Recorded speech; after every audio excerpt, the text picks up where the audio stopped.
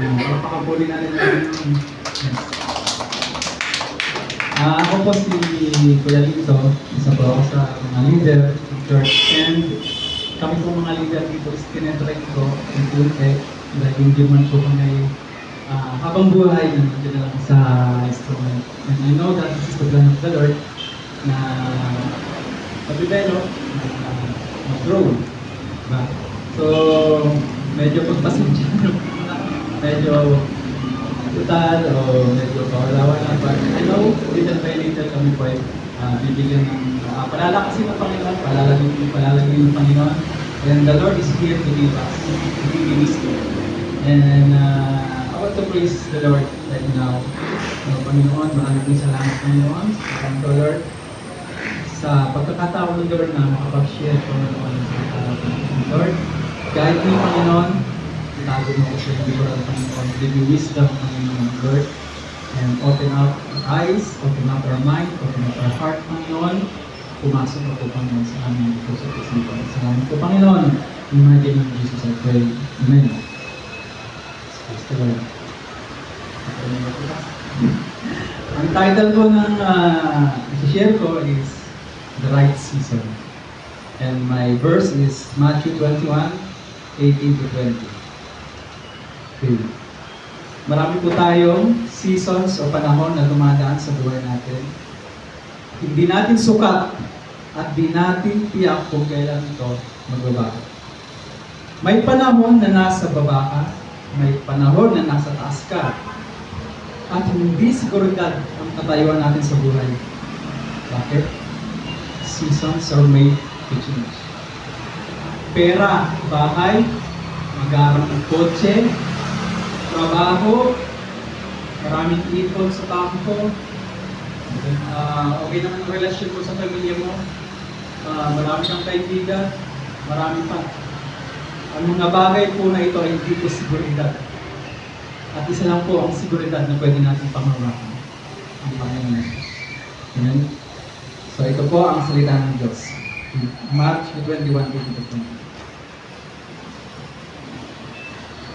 Samantalang papabalik sa lungsod ng maaga sa kinaumagahan, siya ay nagugutom. At nakita niya isang puno ng igos sa tabi ng daan. At nilapitan niya iyon. Ngunit wala siyang nasumpungang anuman dito maliban lamang sa mga dahon. At sinabi niya rito, huwag ka nang panggalingan pa ng bunga, magpakailanman. At nalanta agad ang puno ng igos. 20. Ngunit nang makita ito ng mga alagad, nagtaka sila sa nagsasabi na paano nang nalanta kaagad ang puno ng igos? Praise the Lord. Tingnan po natin yung reaction ng mga disciples niya. Paano nga bang nalanta agad ang puno ng igos? Parang there is something na pagka mayroong tanong, ibig sabihin, mayroong doubt. Nung araw ko na noon, yung Panginoon is kapasok siya ng Jerusalem. And ito po yung time na nakasakay siya sa asno. And ang mga tao yung nagpupunta sa kanya. Moving forward, fast forward, kinaumagahan, nagutom siya. And kasama niya na naglalakad yung mga disciples niya. At sa paglalakad niya, nakakita siya ng puno ng igos. And syempre, gutom siya. Ang unang titignan mo talaga is kung may bunga. Syempre, para pagbihin na gutom. Nag-research po ako sa mga puno ng igos. Ang igos po is para siyang lansones. Ang bunga niya is makikita mo sa puno niya mismo meron na. So, magtataka ko, bakit lumapit pa ang Panginoon kung wala naman siya nakita ng bunga? Diba? Kaya nung lumapit ang Panginoon kasama yung mga disciples niya, nakita ng mga disciples narinig ang pagpupers ng Panginoon. So, nakita agad nila yung resulta na nalanta agad yung igos. May tanong lang dito Talaga nga kaya na kinurse ng Panginoon puno ng igos dahil wala siyang bunga? Talaga nga kaya? O kaya naman, kinurse ng Panginoon yung puno kasi disappointed siya? Kasi nga, gutom siya. Wala siyang nakitang bunga. Di ba? Tulad natin, kapag tayo galing tayo ng school, papauwi ng bahay, ina-expect natin may pagkain. And this is before. No? Kapag nakita natin na walang pagkain, ano ba yung lumalabas sa mga bibig natin? Di ba kadalasan is before, curse pa. And kinakurs pa natin mismo yung buhay natin. So, kung babasahin po natin yung Mark chapter 11, 12, 14. Mark chapter 11, 12, 14. Palagay po dito.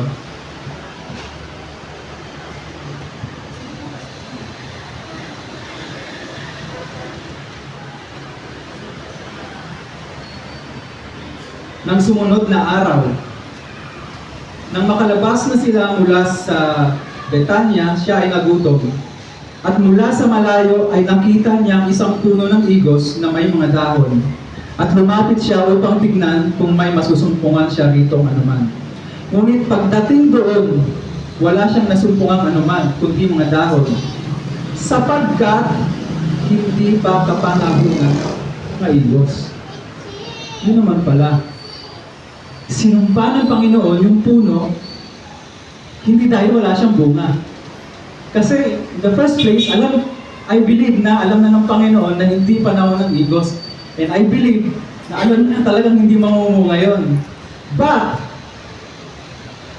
merong gustong mensahe iparating ang Panginoon. Isang mensahe na gagamitin niya yung puno ng igos.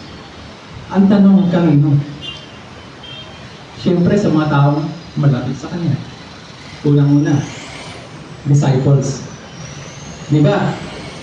Noong sinumpa ng Panginoon yung puno, nalanta. Anong sinabi ng mga disciples? Ganun kadali na nalanta yung puno? Ha? Lord, kasama mo ang Panginoon. Diyos ng mga Diyos, hari ng mga hari, gumagawa ng mirakulo. Eh nakita nila yung karamihan sa mga ginawa ng Panginoon, pero eto sila. There is something about their faith na kailangan i-correct. And I believe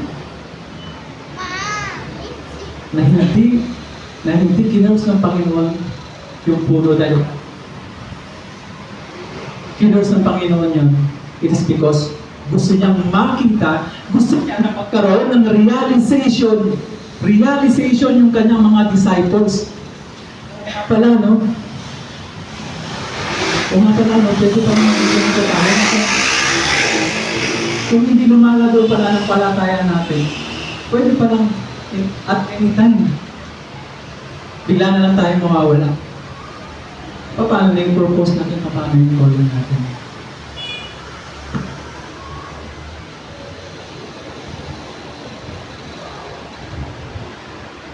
Sapagkat hindi pa kapanahunan ng mga igos. So I include therefore, hindi dahil sa disappointment or for not bearing fruit, God will curse us right away. Ito. Unang-una, kanino ba unang na-disappoint ang Panginoon? Alam naman natin na marami ng disappointment ng Panginoon. Doon pa lang sa bangka, ng mga disciples na may maliit silang pananampalataya, the Lord was disappointed.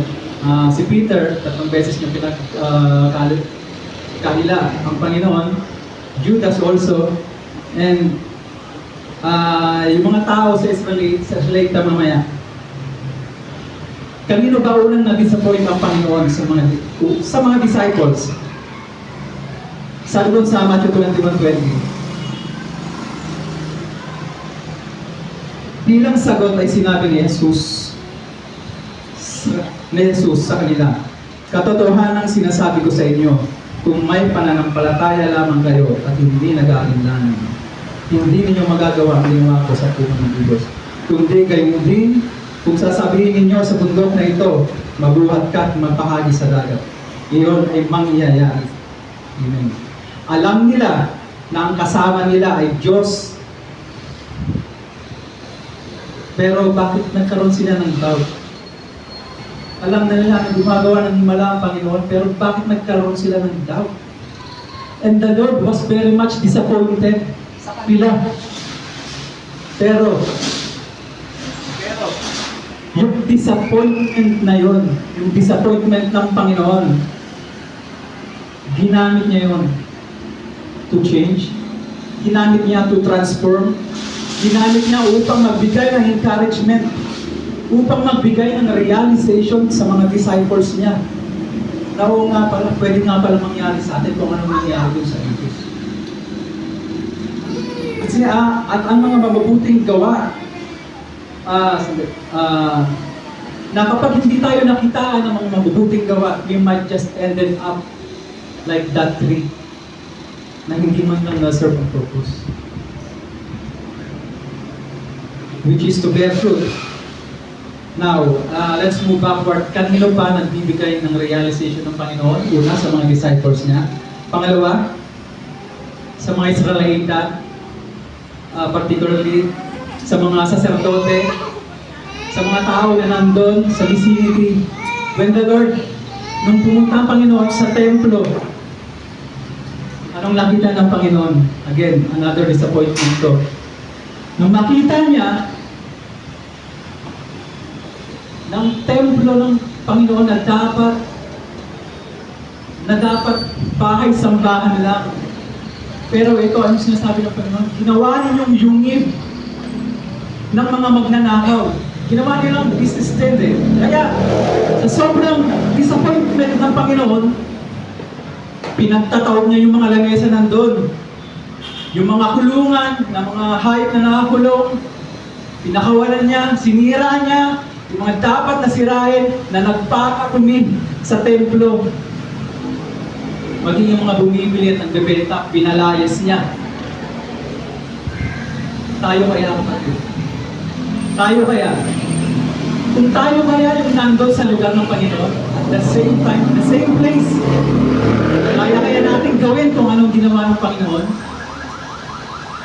Itaob yung mga lamesa.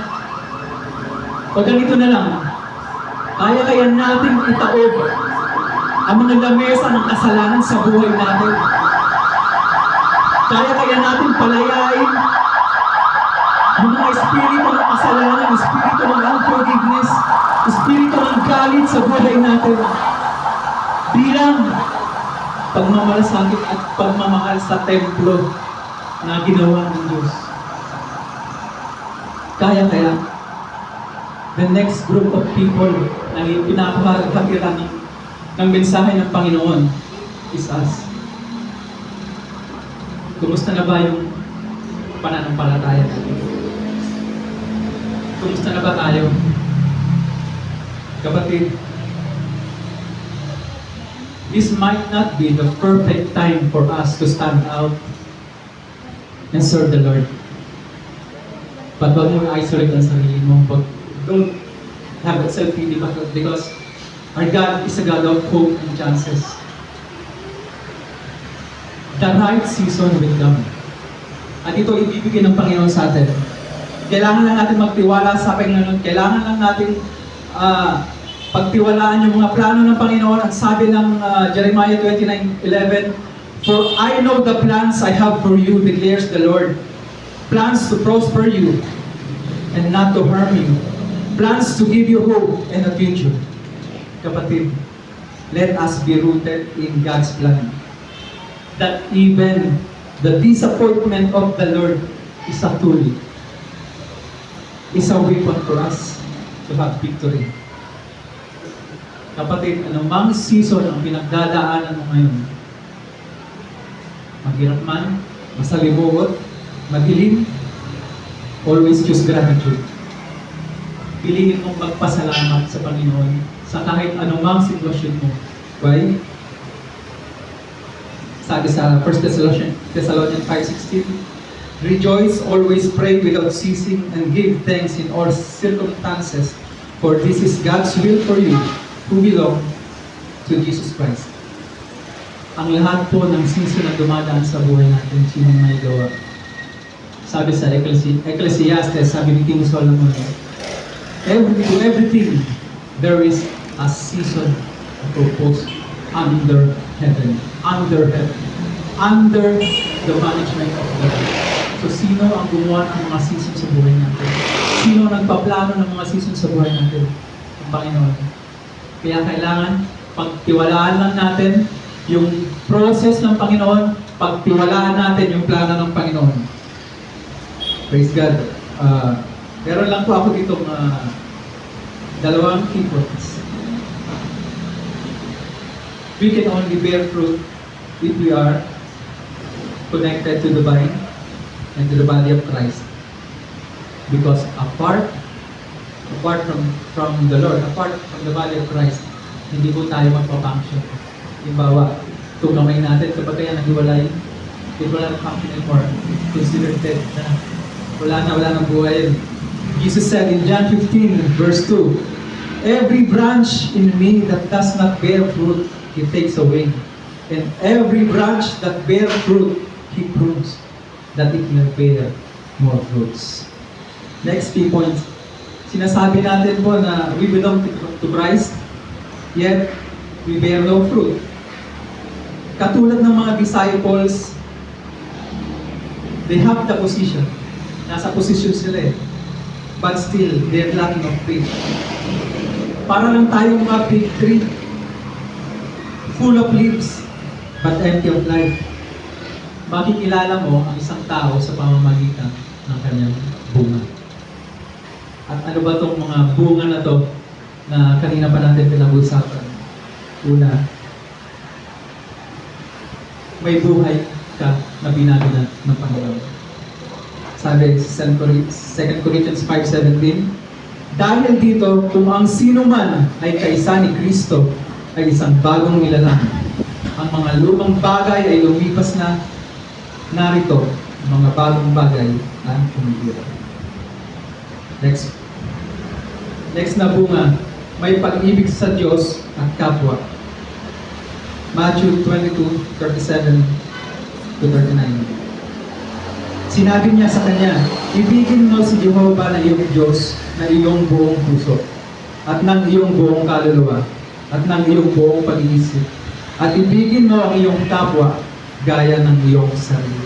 Ito talaga yung pinaka-pundasyon ng pananampalataya natin is yung pag-ibig. Pag-ibig na nanggagaling sa Panginoon is pag-ibig. Kung ano pinapakita natin sa kapwa natin, it's the same thing na pag-ibig na pinapakita natin sa Panginoon. The next, pangatlong bunga is pagiging masunurin. James 1:22. Ngunit maging tagatupad kayo ng salita at hindi tagapakinig lamang na dinadaya nyo ang inyong sarili. Amen. Praise God. So, kapatid, kung ano man po yung mga po season natin ngayon na pinagdadaan sa buhay, o wag po tayong matapang. Wag po tayong mga bagay. Ang lahat po ng plano ng Diyos, everything, ito po yung ginagawa ng Panginoon para po sa pagpipili natin. At syempre, naisip ng bawat atin ay mapariwara. So, katulad ng puno ng Diyos, nais niya, mensahe ng Panginoon is maging ito pong puno na to, no, bigla siya nalangka. Ibig sabihin, hindi naman ibig sabihin na hindi na ito binigyan ng pagkakataon. But He uses that, it's because gusto niyang ma-send agad yung mensahe ng Panginoon kanino sa mga disciples, sa mga Israelita at sa atin. Yung mensahe na okay naman ang buhay mo, malago ang mga dahon, pero hindi naman okay pananampalataya natin sa Panginoon. Okay naman ang buhay mo, nasa sayo na lahat, pero hindi ka naman nagagamit. No, just like that tree, na hindi naman lang na-serve yung purpose niya, which is to bear fruit. Yun lang po yung praise God ang share ko po sa inyo. Maraming po salamat. To God be the glory.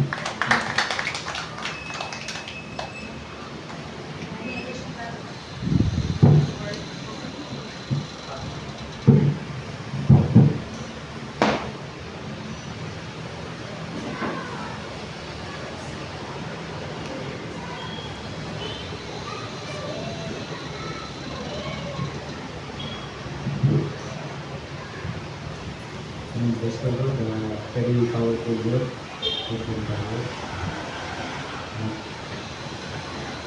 Napakaganda ng mga picture nito. Napokus ko dito sa sinabi dito ng balito. Those people, ano namang nangyayari sa panalangin sa pangbusin mo kung kaniliwa ka. Babasahin natin ang sabi dito kasi puro ng igos, bakit natuyo ito? Maring nakita ito ng mga disciples bakit biglang gano'n na nangyari ng tuyo? It represents na pwede yung puno sinasabi dito yung purpose, yung gusto nila na makita sa atin. For example, maring tayo, nakikita sa panlabas yung mga bagay ng mga ginagawa natin, okay lang yan, test ka, marami ka, active ka. Pero yung gusto talaga nito dito, yung natin, hindi ka gamit-gamit tayo, yung focus natin. At tinitingnan niya yung focus. Diba sabi ka, gold and silver is tested by fire, but the man's heart is tested by fire. So, sinasabi rin dito, yung faith natin, papatin natin yung mga disipulo sa Panginoon, nakita mga paputo, yung mga bagay na nakita nila yung mga milagro ng Panginoon. But still, diba, yung mga pag-display natin, yung mga kwento ng mga Gagawin Pedro, yung mga faith na mga pangyayaring nangyayari. God tested our faith. Ito ni Lord, maging kagamit-gamit tayo, yung palakasin natin pananampalataya. So, yung purpose natin, maging pagkalit-gamit ko. Hindi yung hindi nga tayo Kristiyano, pero ano naman, maraming kakulangan at di nakikita yung mga buwan natin. So, nakikita sa buwan natin. Grabe, diba sa akin na, sa purpose lang, yung mga mga student. Grabe, ikaw, ganito. So, hindi pa rin nababago yung panahon. So, hindi tulad nga yung kaya sinabi, God giving chances. Naman po yung gano'n na nangyari sa buong ng Igos na tuyo, ay hindi na binibigyan ng pagkakaroon ng tulad din natin, hindi tayo magpapasita. So, yung purpose, kailangan natin pagkagamit ko lang. Sabi nga, when the time is right, the Lord will make it. Ngayon, ito pag ang gusto bigay ng kamang Panginoon, hindi ko ito.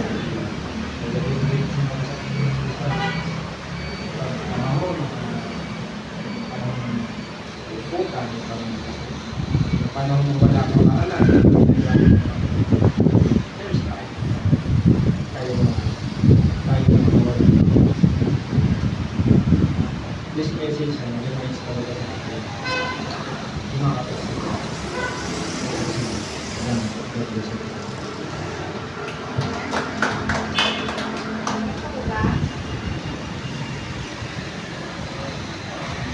Thank you, Lord, for the word that we have today. And thank you for reflecting on that specific story.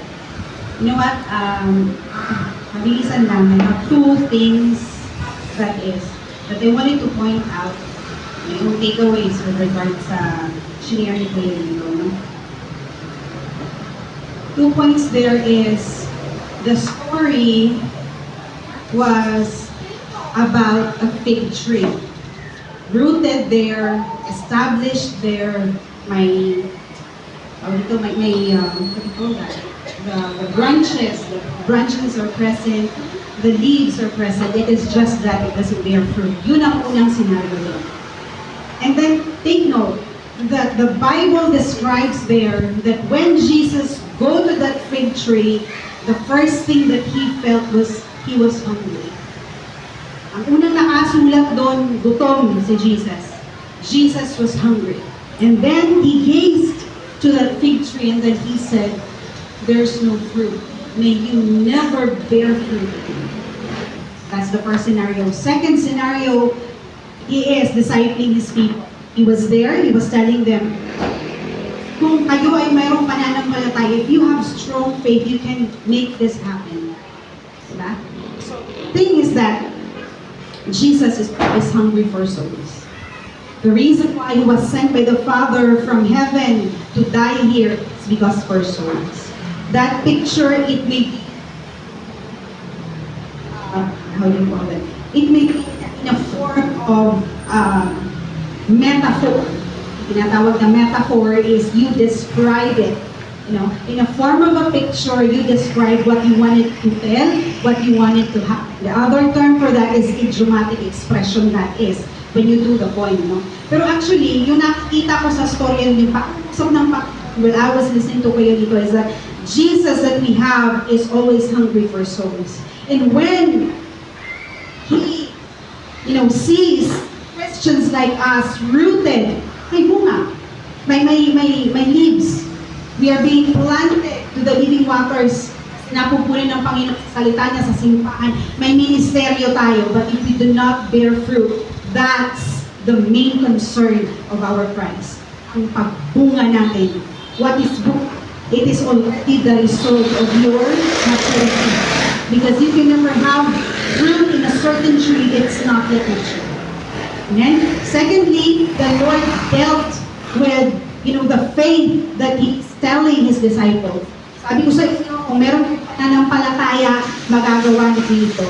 But then again, I would like to highlight the word there, doubt, if not doubt.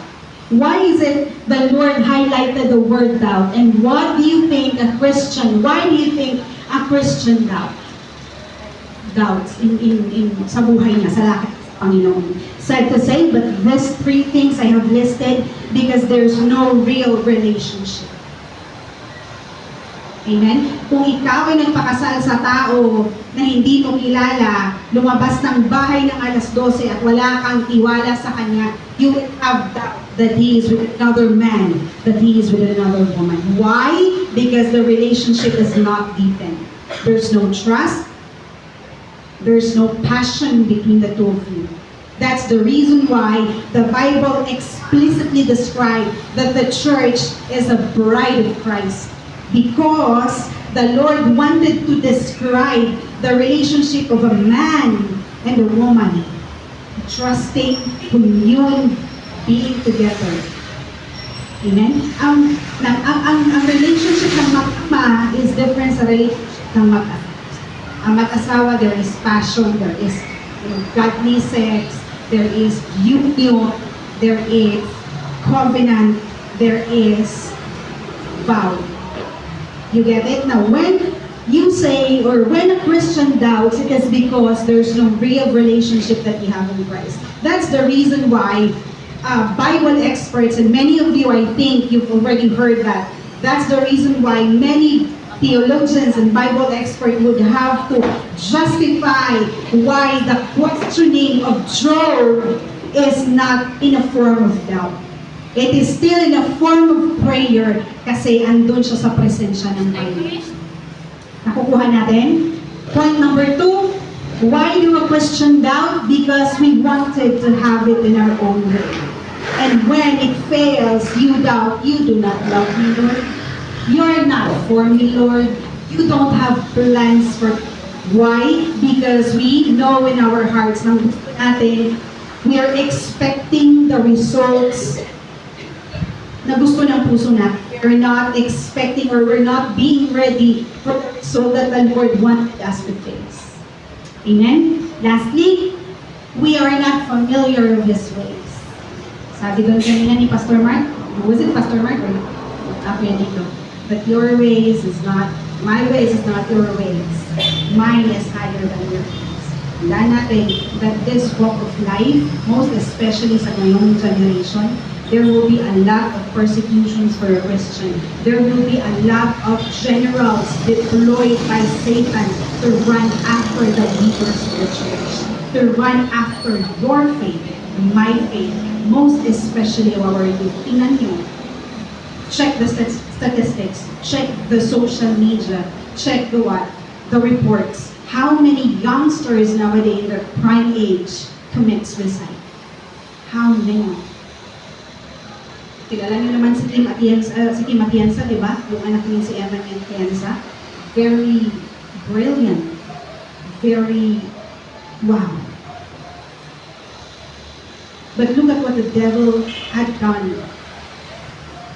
Kung kailan niya pa binigay ni Kim Atienza yung buhay niya sa Panginoon, doing the exercise, jogging at the same time, recording, sharing the gospel of the Lord is happening.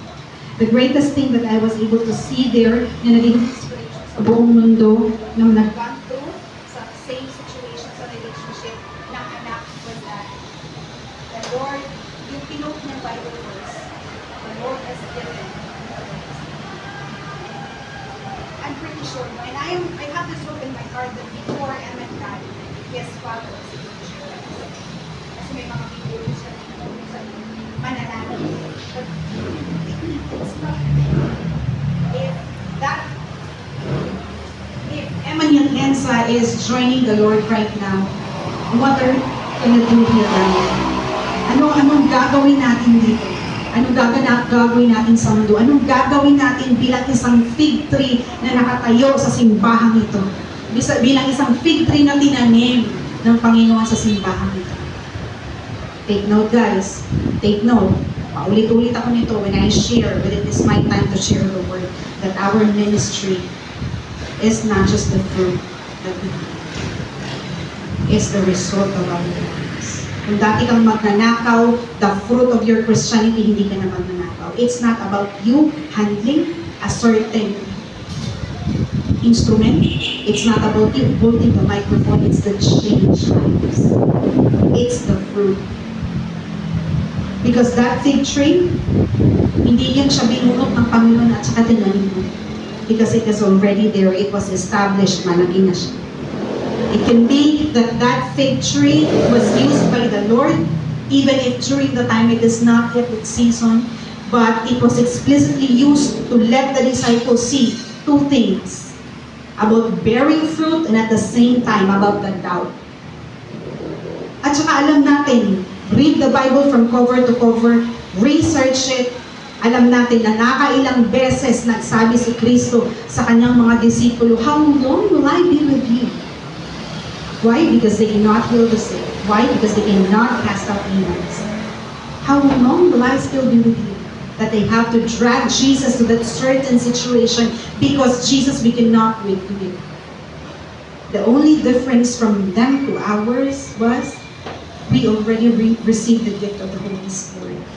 Minsan lang, bilang isang Kristiyano, naging kontento lang tayo na meron tayong dahon, that we're giving off shades. But it doesn't end there. We have to bear fruit.